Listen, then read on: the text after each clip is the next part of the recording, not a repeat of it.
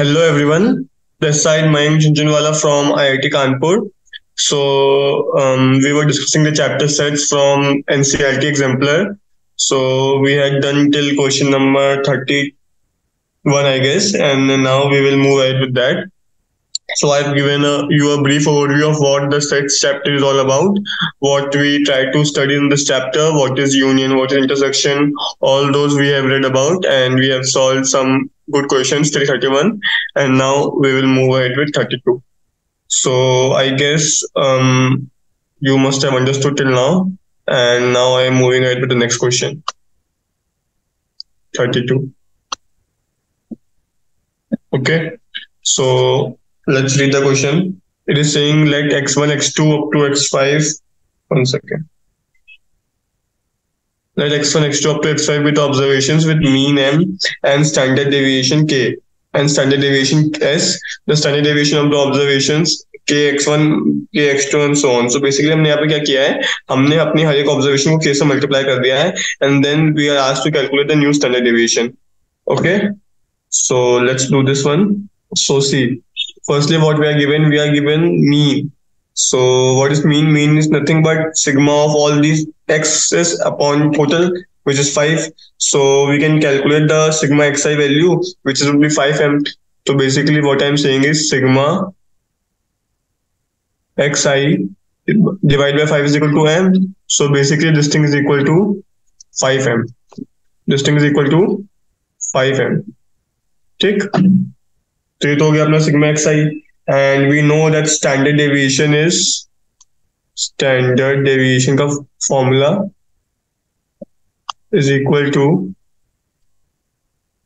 under root of sigma xi square sigma xi square divided by 5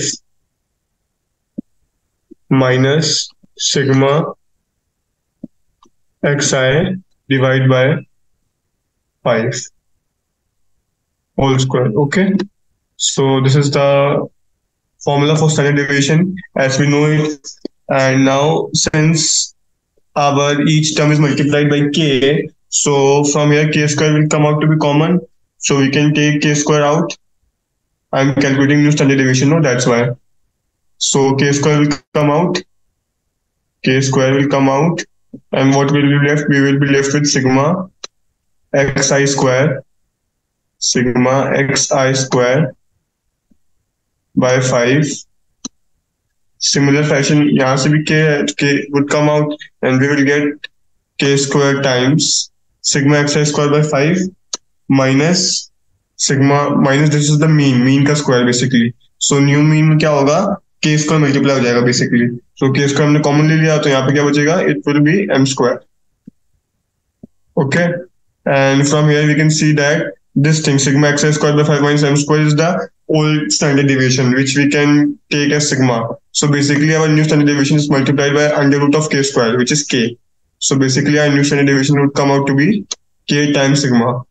मतलब क्या होगा? Whenever we multiply all the observations by some number, let's say k, the standard deviation is also multiplied by the same number. So basically अपना जो इसका answer आएगा वो आएगा C part. तो 32 का आंसर क्या हो जाएगा? C part is our right answer. Okay, so this was our first question. Moving ahead to question number 33. Let x1, x2 up to xn be n observations, and let w1 equal to lxi plus k for I this and this, where l and k are constants.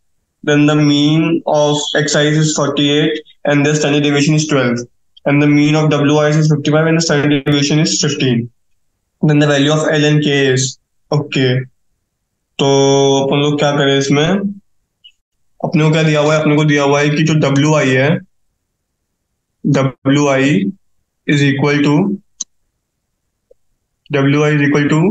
some lxi plus k is equal to l times xi plus k.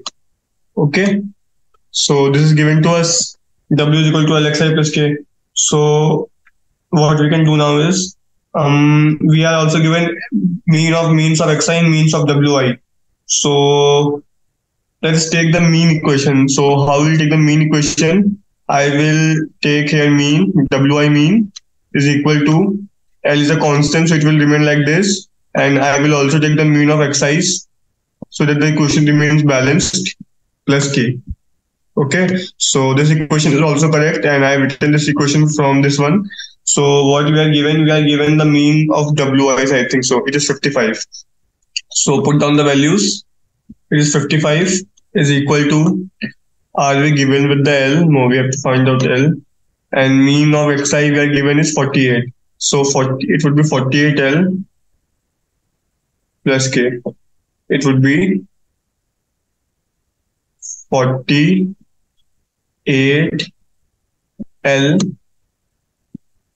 plus k. Tick. So this is our first equation, and one equation we already know using that w and k1 because okay, so we can use these two 31st and 32nd derivations to prove this thing. See, the standard deviation of w and standard deviation of this thing. We know that when we add some number to any element, standard deviation remains same. So plus k would not give any effect, मतलब plus के से कोई effect नहीं आएगा basically. अपन ने यहाँ पे देखा था कि जब भी अपन किसी सेट ऑफ एलिमेंट्स में कोई नंबर ऐड करते हैं तो स्टैंडर्ड डिवीजन वोंट चेंज नहीं होता. तो यहाँ पे प्लस के की वजह से स्टैंडर्ड डिवीजन में कोई फर्क नहीं आएगा. But due to multiplication of L अपन ने यहाँ पे देखा कि जब अपन सारे एलिमेंट्स को किसी नंबर से मल्टीप्लाई करते हैं then our standard division also gets multiplied with the same number. So basically मैं ये बोलना चाह रहा हूँ कि यहाँ पे जो स्टैंडर्ड डिवीजन w का होगा that would be equal to standard division of x times multiplied by L. Why? Because we are multiplying xi's with L. So basically standard deviation will also be multiplied by L. Okay. So if we take standard deviation on both sides, what we will get standard deviation of w is equal to L times standard deviation of xi's. And plus k would not give any effect as we have proved from question number 31. So basically our next equation would be standard deviation of standard deviation of wi's is equal to L times standard deviation of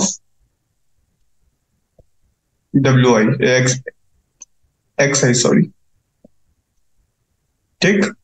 So what is standard deviation of wi? Are we given with that? Yes, it is equal to 15.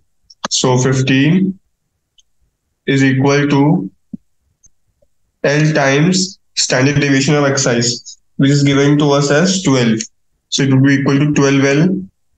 So we have two equations, two variables we can easily solve. From here we will get L to be equal to 15 by 12, which is, I guess, 15 by 12, which is 1.25. 1.25, and we will put this L in this equation, so we will get k also. So from here we will get k to be equal to -5. Okay, so basically we were asked this only, so our answer would be A part. No, not A part. Yes, A part. So our answer would be A part. I think you got that. I just used the standard 31st and 32nd one derivations to solve this problem. Basically what I did is, when you multiply something, our standard deviation also gets multiplied with the same number. So here would be L times standard deviation of x equal to standard deviation of w. And adding does not cause any change to standard deviation. That's why it would remain same. One second equation I used for the mean because I was given the data regarding means. So that's why I used that. Okay. Moving ahead, question number 34. What is given to us? It is saying standard deviation for first 10 natural numbers is. ये तो अपन ने अभी उस समय calculate किया था इसका formula. What was the formula? Formula was, if you remember, because it is first 10 natural numbers, so there is no d. Basically जो जनरल फॉर्मूला था वो क्या था? General formula, one second, general formula अपन ने ये निकाला था ना कल in last session. We have calculated the general formula for standard deviation to be equal to d times under root of n square minus 1/12। But since यहाँ पे अपने को बोला गया है कि अपने को नेचुरल नंबर्स का निकालना है, तो नेचुरल नंबर्स के केस में तो d1 ही हो जाएगा। तो बेसिकली स्टैंडर्ड डेविएशन क्या हो जाएगा? स्टैंडर्ड डेविएशन बिटवीन d तो 1 ही हो जाएगा, उसको इग्नोर कर दो। और अपने को चाहिए फर्स्ट 10 नंबर्स का, तो 10 का स्क्वायर होता है 100। Basically it would B 100 minus 1/12. Okay, so it will be root of 99/12, which will come out to be root of 8.25. Root of 8.25. Okay, so that thing would be equal to 2.87. Okay, so this is the final answer to this problem. This was easy. You have to just use the formula which we derived in the last session. Okay, so I guess you have understood it. Moving ahead, question number 35. Question number 35. Okay, so it is saying consider numbers 1 to 10. If 1 is added to each number, the variance of the numbers so obtained is. This is again from the same we have did in 31st and 32nd. We have to use the standard deviation calculation for this one, because variance is nothing but the square of standard deviation basically. So अपन लोग देख रहे हैं कि अपन लोग 1 को we are adding 1 to each number. तो अपने को पता है कि जब अपन किसी एलिमेंट्स में किसी नंबर को ऐड करते हैं तो उसमें स्टैंडर्ड डिवीजन चेंज नहीं होता, standard division would remain same. So basically मैं ये बोलना चाह रहा हूँ कि अपन लोग इसमें सभी एलिमेंट्स में जब हम लोग 1 को ऐड करेंगे तो अपना स्टैंडर्ड डिवीजन चेंज नहीं होगा। स्टैंडर्ड डिवीजन चेंज नहीं होगा तो अपना वेरिएंस में चेंज नहीं होगा। By because standard division, because variance is the square of standard division only. तो अगर मेरा स्टैंडर्ड डिवीजन चेंज नहीं हो रहा तो मेरा वेरिएंस भी चेंज नहीं होगा बेसिकली, क्योंकि मैं जब किसी नंबर को ऐड करता हूँ तब मेरा standard division would remain same, और जब मैं किसी नंबर को मल्टीप्लाई करता हूँ तो मेरा स्टैंडर्ड डिवीजन उसी नंबर से मल्टीप्लाई हो जाता है। तो इसलिए यहाँ पे क्योंकि मैं 1 को ऐड कर रहा हूँ हर नंबर में, तो मेरा स्टैंडर्ड डिवीजन चेंज नहीं हो रहा है। अगर मेरा स्टैंडर्ड डिवीजन चेंज नहीं होगा तो मेरा वेरिएंस भी चेंज नहीं होगा। तो मेरा वेरिएंस मैं 1 को ऐड किए बिना निकालूंगा तो भी सेम ही आएगा। तो बेसिकली मेरे को इन 10 नंबर्स का वेरिएंस निकालना है। ठीक है, तो मैंने स्टैंडर्ड डिवीजन निकाल लिया। स्टैंडर्ड डिवीजन कितना आया? तो मेरा 2.87 आया था फर्स्ट 10 नंबर्स का। वेरिएंस क्या होता है? Variance is nothing but the square of 2.87 basically. तो बेसिकली जो उसका मेरा वेरिएंस आएगा वो आएगा स्टैंडर्ड डिवीजन का square. Variance is nothing but square of standard deviation is equal to square of standard deviation। और ये मैंने निकाल लिया इसके पहले वाले क्वेश्चन में जो था मेरा 2.87, तो ये हो जाएगा बेसिकली 2.87 का square. Why? Because number add करने से स्टैंडर्ड डिवीजन चेंज नहीं होता, स्टैंडर्ड डिवीजन चेंज नहीं होगा तो वेरिएंस भी चेंज नहीं होगा। ठीक है, so it would be 2.87 square that is equal to 8.25। ठीक, सो ये हो जाएगा 8.25। सो बेसिकली इसका सही आंसर क्या हो जाएगा? डी पर is the right answer. Okay, so moving ahead, question number 36। This saying consider the first 10 positive integers and if you multiply each number by -1, okay, अपन यहाँ पे मल्टीप्लाई कर रहे हैं तो उसका ध्यान रखना, and then add 1 to each number, then the variance of numbers to obtain would be. Okay, तो इसमें पहली बात तो बोलिए फर्स्ट 10 पॉजिटिव इंटीजर्स लेने अपने को। तो बेसिकली 1 to 10 लेना है अपने को। तो 1 to 10 का पहले तो जो मुझे डेटा पता है मैं वो लिख लेता हूँ। 36 वाला है ना ये। सो मेरे को पता है 1 to 10 का जो स्टैंडर्ड डिवीजन है मैंने निकाल लिया, वो हर क्वेश्चन में यूज आ रहा है। That is nothing but 2.87। That is equal to 2.87. Standard deviation is equal to 2.87. Okay, तो ये मेरा स्टैंडर्ड डिवीजन है। अब मेरे को बोला है कि मैं हर नंबर को 1 से मल्टीप्लाई कर रहा हूँ, नहीं -1 से मल्टीप्लाई कर रहा हूँ। तो मेरे को पता है जब भी मैं किसी नंबर से मल्टीप्लाई करता हूँ तो मेरा स्टैंडर्ड डिवीजन भी उस नंबर से मल्टीप्लाई हो जाता है। बेसिकली क्या होता है वो k टाइम्स पुराना वाला स्टैंडर्ड डिवीजन। बेसिकली यहाँ पे k है -1 और पुराना वाला स्टैंडर्ड डिवीजन 2.87। -1 मल्टीप्लाई बाय 2.87 क्या बन जाएगा? ये बन जाएगा -2.87। ठीक है, तो ये हो जाएगा नया स्टैंडर्ड डिवीजन। इसके बाद मैं क्या कर रहा हूँ, पहले मैं लिखता हूँ -2.87। इसके बाद में क्या बोला है? इसके बाद बोल रहा है कि then I am adding 1 to each number. अब मैं हर नंबर पे 1 ऐड कर रहा हूँ। तो मेरे को पता है कि जब मैं किसी नंबर में कोई नंबर ऐड करता हूँ तो मेरा स्टैंडर्ड डिविएशन चेंज नहीं होता. My standard deviation remain same when I am adding a number two previous one. तो बेसिकली मैं बोल रहा हूँ कि मेरा स्टैंडर्ड डिविएशन -2.87 ही रहेगा. अब मेरे को चाहिए इसका वेरिएंस, तो वेरिएंस के लिए मैं वापस इसका स्क्वायर कर दूंगा. वेरिएंस इज इक्वल टू -2.87 का स्क्वायर -2.87 का square. That would again come out to be 8.25. 8.25. ठीक, तो इसका आंसर भी 8.25 हो गया, मतलब ए पार्ट इसका right answer. I think you are getting all this type of questions. अपन ने 30 कर दिए, उसके बाद सारे क्वेश्चन इजी है. Okay, so this was my 36th. Now moving on to 37th one. 37th में क्या बोला है? One second. The following information relates to a sample of size 60. Okay. तो मुझसे वेरिएंस पूछा है ना, मैं सीधे सीधे वेरिएंस का फॉर्मूला लिखता हूँ. Variance v is equal to under root हट जाएगा. It would be sigma x square by total n minus square of sigma x by n. ये होता है ना फॉर्मूला. तो अब मैं निकालता हूं, तो मेरा वेरिएंस क्या हो जाएगा? मेरा वेरिएंस हो जाएगा सिग्मा एक्स का मुझे दिया हुआ है, कितना दिया हुआ है? 18,000. यहाँ पे सिग्मा है वो बस दिख नहीं रहा है एक्चुअली में. It would B 18,000 divide by n. n कितना है? n है 60 माइनस सिग्मा एक्स दिया हुआ है 960. 960 डिवाइड बाई 60. 960 डिवाइड बाई 60 कितना हुआ?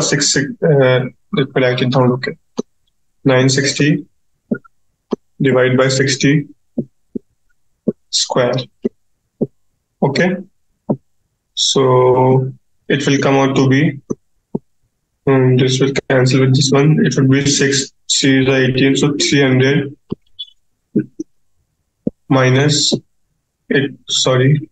minus this, and this will cancel, and this will be 16 times, so 16 square is 256 basically. So it would be 300 minus 256. So answer would be 44. Okay, so 44 is my right answer, which is D part. So 37 का answer हो गया D part. ठीक. So in this way I had done question number 37 also. So moving ahead to question number 38.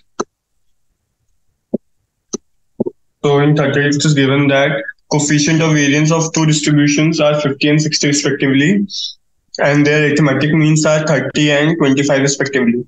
Then the difference of the standard deviation is. Okay, तो यहाँ पे अपना थोड़ा सा क्वेश्चन का टाइप चेंज हुआ है. नाउ अपने को पूछ रहे हैं कि अपने को डिस्ट्रीब्यूशन का कोफिशिएंट ऑफ वेरिएशन दिया हुआ है, जो मैंने आपको बताया था जब अपन लोग लास्ट टाइम पे वो कैलकुलेट कर रहे थे कि किस कौन ज्यादा स्टेबल है, मतलब किसके मार्क्स इतने ज्यादा स्टेबल है. जब अपन ने वो वाला क्वेश्चन कैलकुलेट किया था तो अपन ने इस टर्म का इस्तेमाल किया था. So now we are gonna calculate this. So मैंने आपको बताया था जो कोफिशिएंट ऑफ वेरिएशन होता है उसका फॉर्मूला होता है mean standard deviation divide by mean into 100. Basically क्या होता है? Coefficient of variance is equal to standard deviation which is sigma divide by mean which is x bar into 100. Okay, so this is my coefficient of variance. We have a coefficient of variation, जो भी आप बोलना चाहे.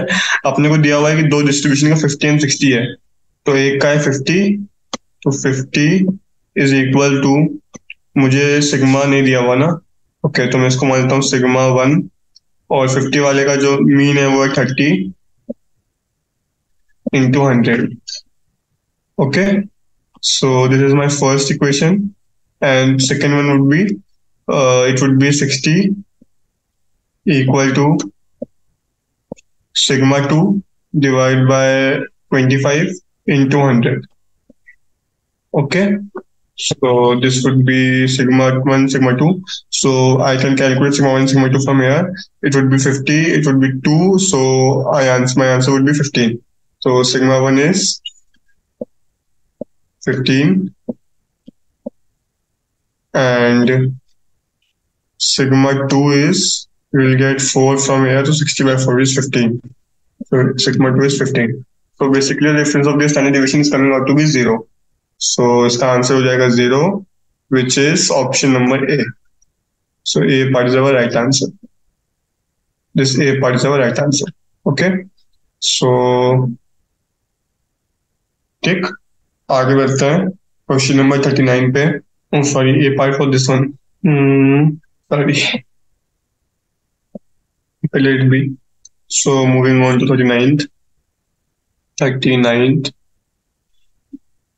So what it is saying? It is saying the standard deviation of some temperature data. Standard deviation अपने को बताना है किसी temperature data का दिया हुआ है 5. If the data were converted to Fahrenheit, the variance would be. तो इसके लिए अपने को सबसे पहले तो थोड़ी बहुत साइंस आनी चाहिए. मतलब अपने को पता होना चाहिए कि Fahrenheit और सेल्सियस में कन्वर्जन क्या होता है. So it is basically C by 5 minus 32 or plus 32. 1 second, let me check. C by 5 and it will be plus 32. Okay. And here 9 is also there. 9C by 5 plus 32. Okay. So this is my conversion. So basically अब मेरे को चाहिए कि standard deviation Fahrenheit में कितना होगा. तो वापस अपन ने वही 31 32 वाला फॉर्मूला लगाना पड़ेगा. यहाँ पे मैं मल्टीप्लाई कर रहा हूँ तो मेरा standard deviation मल्टीप्लाई हो जाएगा 9 by 5 से, और 32 ऐड करने पे चेंज नहीं होगा बेसिकली. So basically जो मेरा standard deviation होगा वो होगा 9 by 5 times standard deviation of C. Okay. So that would be 9 by 5 times standard deviation of C, that is equal to 9 by 5 into standard deviation of C would be 5. So basically it would come out to be equal to 9. ठीक है. अब मुझसे बोला है variance बताओ, तो variance मुझे पता है स्टैंडर्ड डिविएशन का स्क्वायर होता है. सो वेरिएंस क्या होता है? Variance is equal to standard deviation square. ठीक. So that is equal to 9 square, which is 81. So 81 is my variance. Okay. And this is A part only. So we were correct actually. So A part is my right answer. This. Okay. So this was my 39th question. Now moving on to 40th one. 40th one में क्या बोला है अपने को? So they are basically saying फिर इन the blanks है coefficient of variance में ऊपर क्या आता है. तो ये तो मैंने आपको बता रखा है, कोफिशिएंट ऑफ वेरिएंस ऊपर स्टैंडर्ड डिविएशन आता है. बेसिकली कोफिशिएंट ऑफ वेरिएंस का फॉर्मूला क्या होता है? Coefficient of variance is equal to mean, standard deviation पर आता है एसडी, स्टैंडर्ड डिविएशन जिसको मैं रिप्रेजेंट करता हूँ सिग्मा से, सिग्मा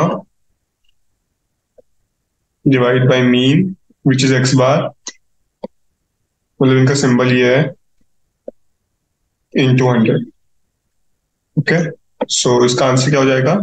इसका आंसर हो जाएगा सिग्मा, मतलब स्टैंडर्ड डिविएशन. ठीक है. Then let's come on to 41th one. 41th में क्या बोला है? 41th में मुझे बोला है if x bar is the mean of n values, if x bar is the mean of n values then this is always equal to, मेरे को मीन दिया हुआ है और मुझसे पूछा है कि sigma x I bar minus x is always equal to what. और नेक्स्ट पार्ट में मुझसे पूछा कि इसका स्क्वायर किसके बराबर होगा.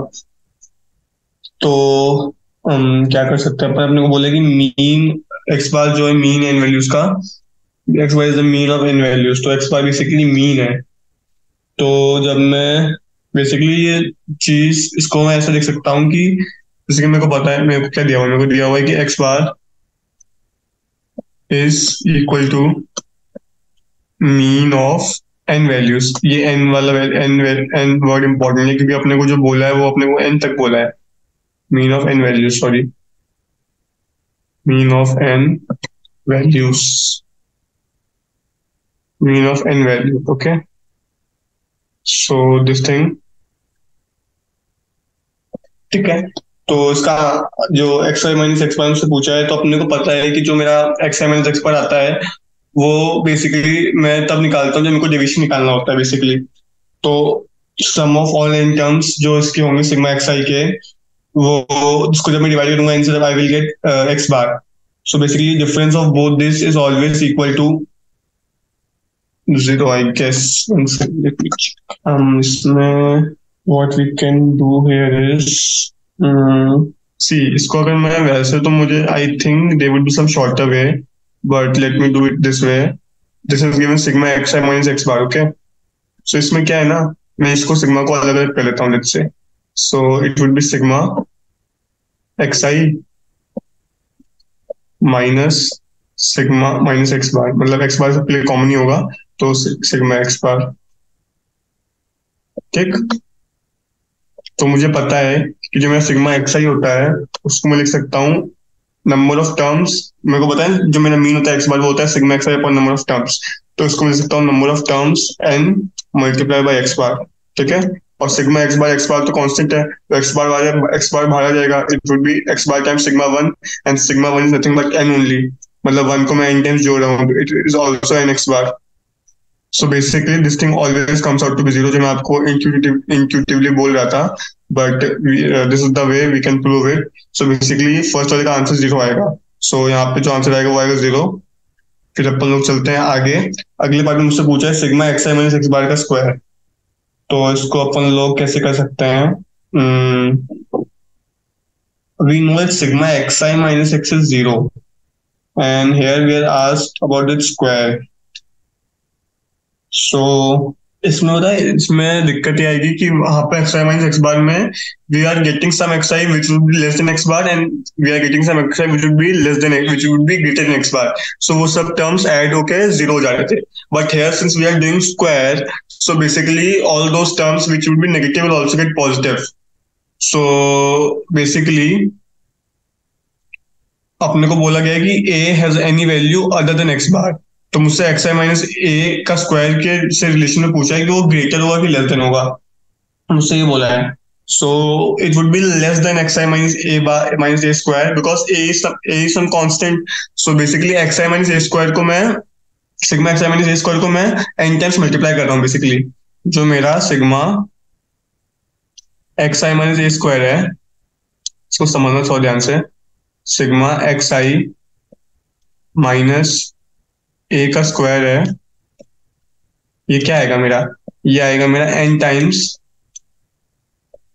क्योंकि x i minus a square तो मतलब सिग्मा एक्स आई हो जाएगा वो, बट एन टाइम्स हो जाएगा नहीं, क्योंकि बेसिकली ये तो मेरा कांस्टेंट है, तो इसको मैं ऐसे लिख नहीं सकता, लेकिन अपन लोग इंट्यूटिवली लिख सकते हैं कि ये एन टाइम्स इसके बराबर आएगा, एन टाइम्स हो जाएगा, ठीक है।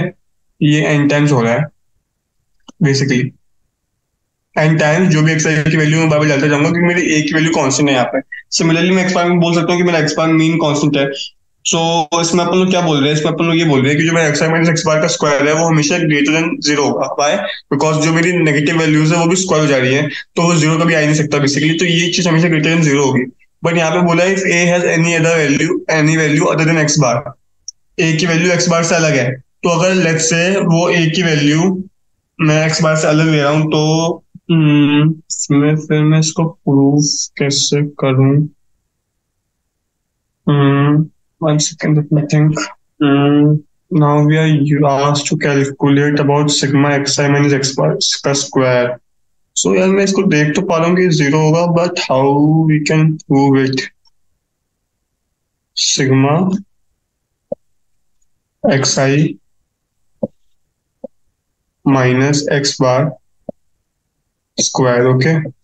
So मुझको पता है कि ये तो n टाइम्स हो जाएगा, तो मतलब ये कभी नेगेटिव, ये कभी लेस देन जीरो हो नहीं सकता, क्योंकि स्क्वायर है, स्क्वायर लेस देन जीरो हो नहीं सकता, it would be always greater than equal to zero, in case less than equal to zero भी नहीं हो सकता, वाई, बिकॉज जो मेरा ए है वो है, जो मेरा ए होगा वो हो जाएगा सम वैल्यू जो, लेकिन मेरी एक्स आई की वैल्यू चेंज होती है बेसिकली हर टाइम पे, तो एक्स आई और ए हमेशा तो बराबर नहीं होगा, तो बेसिकली हमेशा ग्रेटर देन जीरो आएगा, this thing will always be greater than zero, ठीक है। तो अगर मैं इसको सॉल्व करना चाहूँ तो इसको मैं ऐसे लिख सकता हूँ ना, सिग्मा एक्स आई की जगह लिख सकता हूँ n times x bar, I can write it n times x bar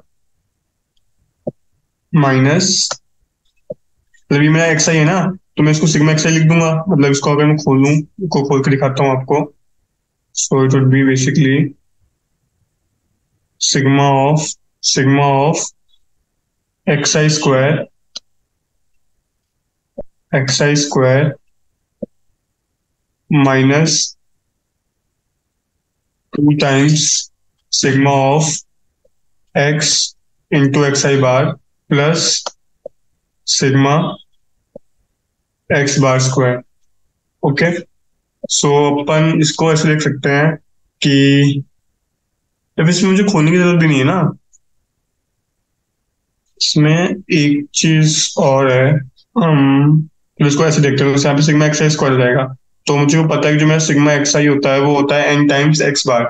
तो बेसिकली मैं क्या बोल रहा हूँ, मैं बोल रहा हूँ कि मैं यहाँ पे जो एक्स बार है उसको मैं लिख सकता हूँ x i upon N.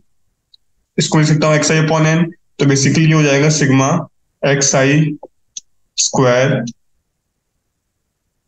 Divide by n square हो जाएगा। और मेरा एन स्क्वायर बाहर आ जाएगा क्योंकि एन स्क्वायर कॉमन है बेसिकली। ठीक है, यहाँ से मैं बोल रहा हूँ इसको मैं लिख रहा हूँ एक्स आई अपॉन एन, तो एक्स आई का स्क्वायर हो जाएगा सिग्मा में, और डिवाइड बाई एन स्क्वायर होगा तो वो बाहर जाएगा। और मुझको पता है कि मैं सिग्मा कर रहा हूँ बेसिकली, तो यहाँ पे हो जाएगा सिग्मा एक्स आई स्क्वायर, और ये सिग्मा एक्स आई स्क्वायर मतलब इसको मैं क्लब कर लूंगा बेसिकली।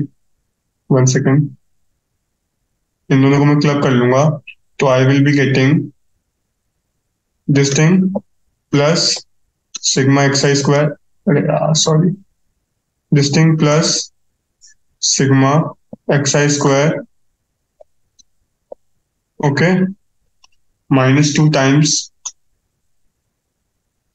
इसको मैंने जस्ट खोला है फॉर्मूले को, यहाँ पे मैं एक्स को वापस लिख दूंगा एक्स आई बाई एन, तो हो जाएगा x i square by n, तो माइनस टू बाई एन बाहर आ जाएगा sigma x i square. Okay, अभी now what can I do is, यहाँ से मेरे को पता है जो मेरा सिग्मा एक्स आई स्क्वायर आएगा उसको मैं कुछ कर सकता हूँ उसके साथ में। अभी मैं सिग्मा एक्स आई स्क्वायर तीनों से कॉमन ले लूँ, if I take sigma x i square common, sigma x i square को अगर मैं कॉमन ले लूँ, then I will be getting 1 minus 2 by n plus 1 by n square.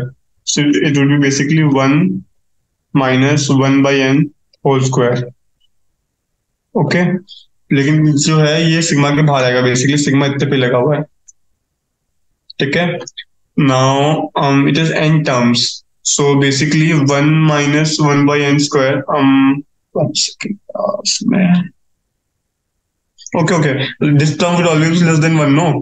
This term would be less than 1, so this term would always be less than sigma xi square. And this thing would be greater than sigma xi square because we know that this thing is always greater than 0. So since this is always greater than 0 and this thing is less than 1, this thing would be greater than 1. Why? Because a is some value, let's say 1, 2, 3, something, it would be something like that. And it is not equal to xy basically. So this thing is greater than 0 and would be something like 1, 2, 3, 4, something like that. And here we are getting 1 minus 1 by n. 1 by n is something which we are subtracting from 1. So basically this thing is less than 1. And when we multiply something by less than 1, so we will reduce its value basically. So basically what I am saying is, I am saying that this thing is sigma xi minus x bar ka square would be less than xi minus a ka square ka sigma.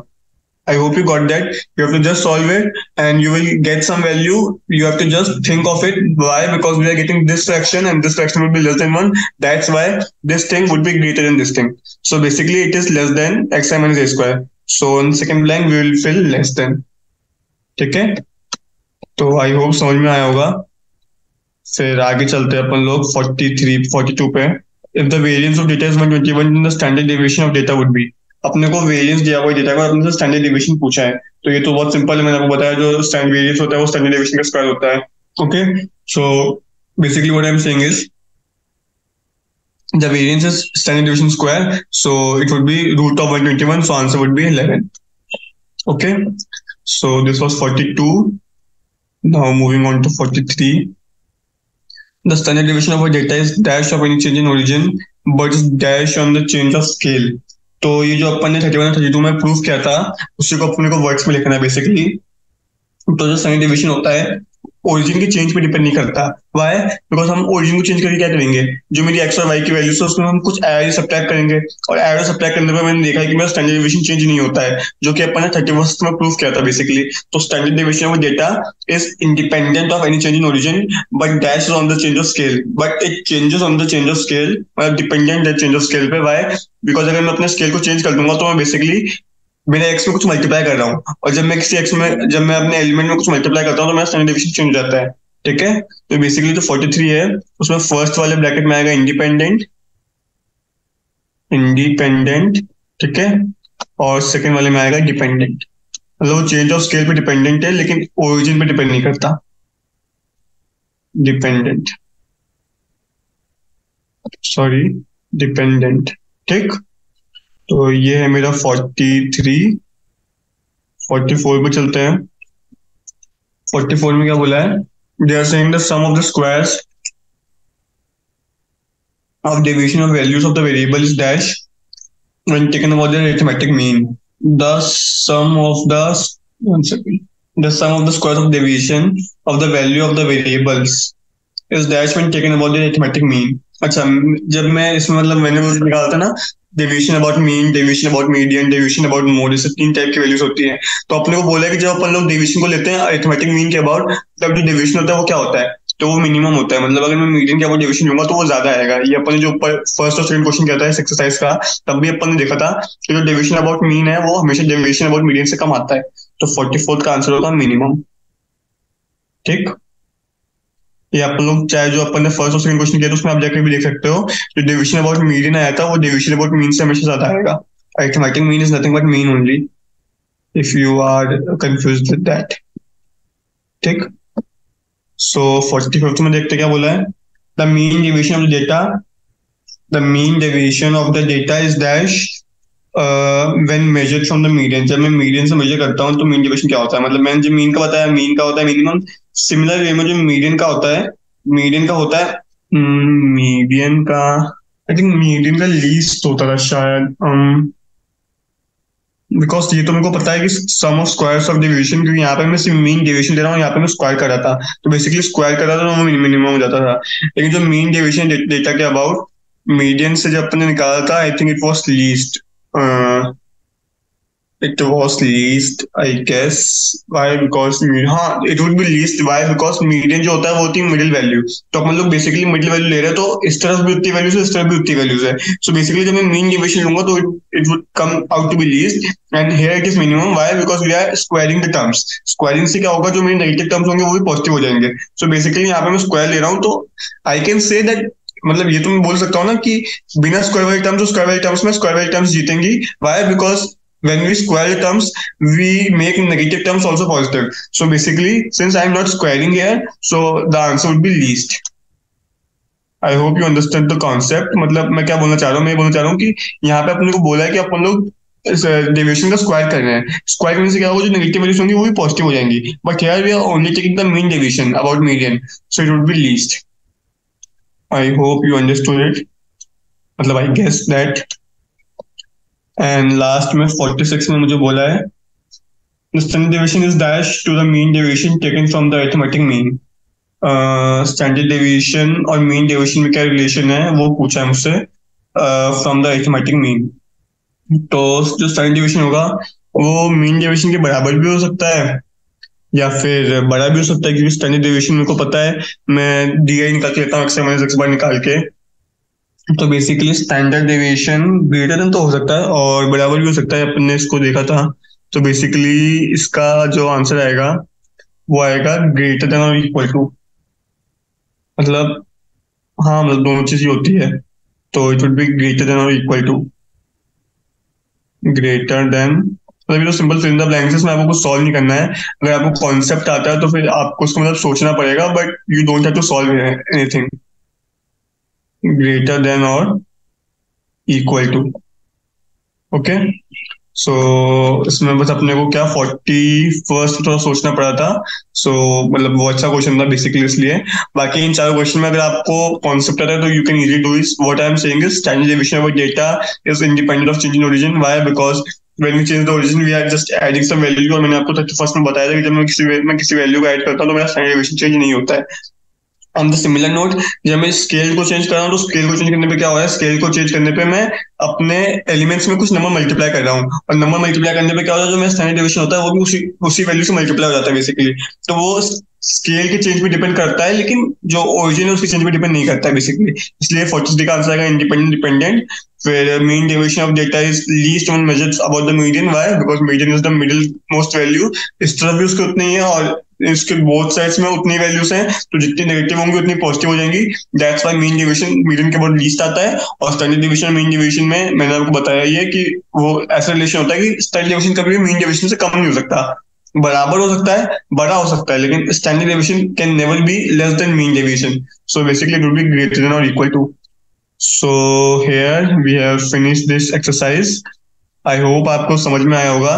Basically देखो यार, इस chapter में वो चीज है ना कि अगर आपको ढंग से समझ में आता है कि standard deviation, mean deviation, median mode क्या होता है, अगर आपको टर्मिनोलॉजीज पता है, then you can easily solve this chapter, because this is, जैसे कि मैंने आपको पहले बताया था, this chapter is more on calculation side than on concept side. मतलब कॉन्सेप्ट में ज्यादा कुछ है ही नहीं, आपको अगर एक बार आपने पढ़ लिया तो आपको कॉन्सेप्ट आ जाएगा। Basically what you have to focus more on solving questions and making your calculations faster and quicker, मतलब अच्छे से कैलकुलेशन करना चाहिए इस चैप्टर को सॉल्व करने के लिए basically, and then you can easily go through it. और जो मैंने आज बताया वो बेसिकली जो पहले अपन ने डिस्कस किए थे क्वेश्चंस, उससे इजी था, because it is more on the fill in the blanks and MCQ type. So आपको एक ब्रीफ ओवरव्यू मिल जाता है कि आंसर किस डायरेक्शन में जाएगा, और जो अपन ऊपर किया था उसी का मतलब उसी का स्मॉलर वर्जन अपन ने आज सॉल्व किया है बेसिकली। सो आई होप समझ में आया होगा आपको। Still, if you are unable to understand some concept or something like that, then you can revisit the video, and you can even see my previous sessions to get a better insight on this chapter. So I hope you have understood it. Thank you.